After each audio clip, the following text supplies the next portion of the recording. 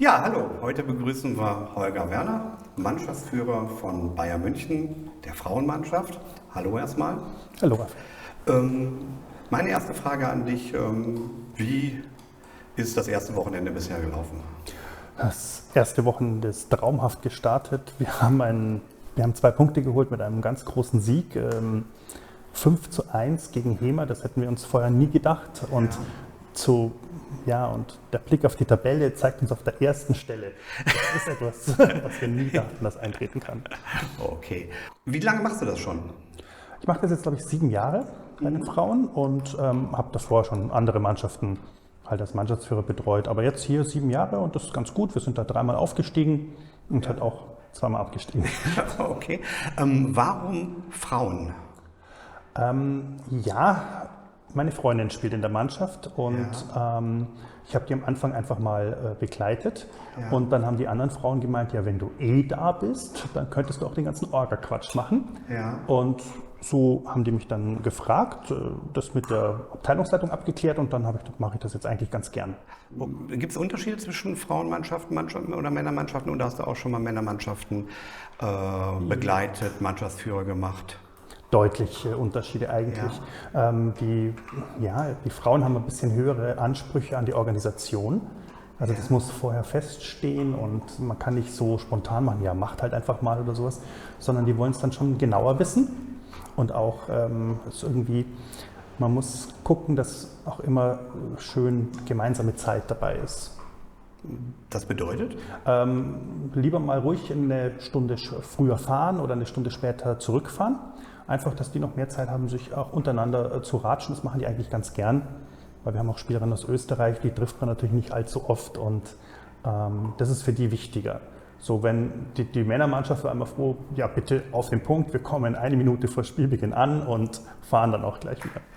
Gibt es denn irgendwelche interessanten Geschichten, die du so erzählen könntest aus den 7 Jahren, was so ein Highlight gewesen für dich ist? Nicht aus dem schachlichen Bereich, so ein Aufstieg, sondern wo du sagen würdest, daran denke ich die ganze zurück. Ja, das glaube ich tatsächlich das erste Mal, als unsere beiden österreichischen Spielerinnen wirklich gespielt haben. Wir kannten die ja nur per E-Mail und sonst irgendetwas und man ist da schon nervös. Passen die zu den anderen? Ist das okay? Und das hat dann gleich so gut geklappt. Das hat vom ganzen sozialen Gefüge her total super reingepasst und das macht richtig Spaß. Wer sind das? Das ist die Veronika Exler und die Niki Meyerhoff. Woran meinst du, woran hat es gelegen? Weil ihr habt oder wie seid ihr zu denen gekommen? Fangen wir erstmal damit an. Habt ihr die angesprochen oder sind die auf euch zugekommen? Wir würden mehr gerne bei euch spielen. Also bei der Nicola war das so, ihr jetziger Freund, damals nur Vereinskollege, der Valentin Tratnev, spielt bei uns in der Männermannschaft. Ja. Das ist ein WM und den haben wir einfach mal angefragt, weil wir wussten, dass es da jemand gibt. Und die Veronika habe ich einfach mal direkt angesprochen, weil wir sind aus der ersten Bundesliga-Saison abgestiegen als Letzter und hatten halt gedacht, wir müssen uns mal ein bisschen verstärken. Und dadurch, dass ich ja kein Geld für Spielerinnen ausgegeben habe, kamen wir dann irgendwann auf Österreich und so hat sich das dann ergeben. Okay. Ist für dich als Mannschaftsführer das soziale Gefüge wichtiger als die Spielstärke der Spieler? Ich versuche es halt im Idealfall, dass es sich kombinieren lässt. Und ansonsten glaube ich, wenn man einen Mannschaftssport betreiben will und ich finde, so eine Schachmannschaft soll auch eine Mannschaft sein, dann ist das Soziale nicht unwichtig. Also ich würde ungern Spielerinnen drin haben, die das überhaupt nicht hinkriegen. Und so kriegen es jetzt eigentlich alle ganz gut hin und die halten dann auch gut zusammen. Und das ist vielleicht auch ein Grund, warum dann mal auch ein Sieg gegen eine stärkere Mannschaft möglich ist. Wie ist denn so die Entwicklung gewesen, auch für dich persönlich jetzt mit der Frauenmannschaft umzugehen? Ist das leichter geworden oder jedes Jahr wieder aufs Neue spannend? Es ist schon wieder aufs Neue spannend, aber ein bisschen leichter ist, weil große Teile der Mannschaft sind zusammengeblieben und das heißt, dieses Ticken ist eigentlich noch relativ ähnlich. Man kennt die Spielerinnen schon ein bisschen, man weiß dann, auf was sie Wert legen und das macht die Organisation ein bisschen leichter. Aber natürlich ist das noch immer mit Buchungen und Hotels und Suchen und Restaurants und so weiter. Natürlich immer wieder Herausforderungen. Jede neue Stadt ist ein neues Erlebnis eigentlich. Und wie ist euer Untergefüge? Wie viele Frauen spielen bei euch im Verein? Also wir haben noch eine zweite Mannschaft, die spielt in der Regionalliga. Ja.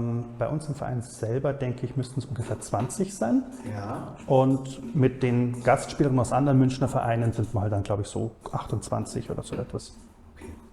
Habt ihr noch viele andere Spielerinnen? Wie viele Spielerinnen sind bei euch im Verein ohne die Gastspieler?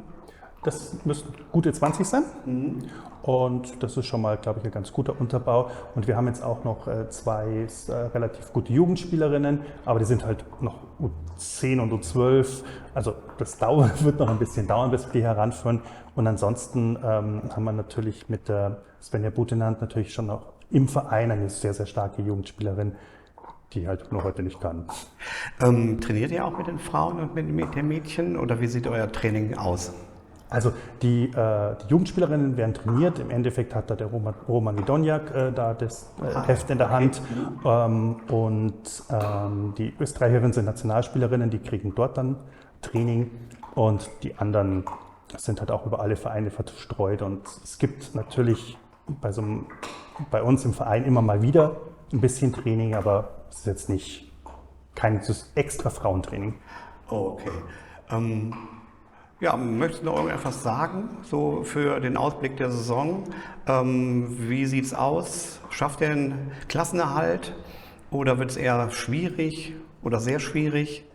Also der Klassenerhalt wird schwierig. Wir werden überrascht, wenn wir es schaffen, aber natürlich ist es trotzdem das Ziel, es zu schaffen. Die Mädchen sind motiviert und sie wollen das mal wirklich gucken. Und wenn wir es schaffen würden, wäre schon mal schön. Die zweite Saison wäre richtig gut, weil dann kann die zweite Mannschaft doch mal aufsteigen und das dürfte sie immer nicht.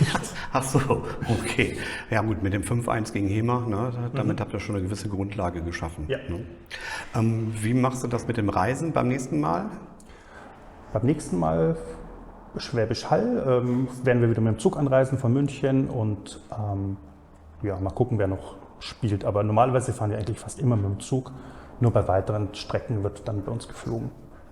Und die Endrunde findet ja dieses Mal in Königshofen statt. Findest du das gut so, dass es eine Endrunde gibt oder könntest du dir das noch Verbesserungen vorstellen? Ich finde die Endrunde gut. Ich persönlich bin aber ein großer Fan von der gemeinsamen Endrunde mit den Männern. Ja. Gerade weil wir unsere Männermannschaft ja auch in der Bundesliga haben und das hätte natürlich auch einfach für mich persönlich Vorteile. Ich muss nicht so viel selber organisieren. Das ist also der Vorteil. Nein, es ist einfach dann ein viel größeres, schöneres Event. Das ist einfach dann der Wahnsinn. Und ja, die Schachbundesliga ist natürlich auch toll, wenn man mit denen zusammenspielen kann. Aber natürlich ist überhaupt eine Endrunde, finde ich schon mal gut, weil alle zusammenkommt über einen längeren Zeitraum. Es ist eigentlich spannend, das ist eine Herausforderung für alle. Okay. Wie gesagt, in Berlin mit den Männern wäre mir noch lieber, aber es ist ja nicht alles nur Wunschkonzert. Ja, bedanke ich mich. Gerne. Ne? Hat Spaß gemacht, auch wenn es ein bisschen knackig zwischendurch gewesen ist. Ja, Magnus muss doch üben. Alles klar. Dankeschön. Gerne.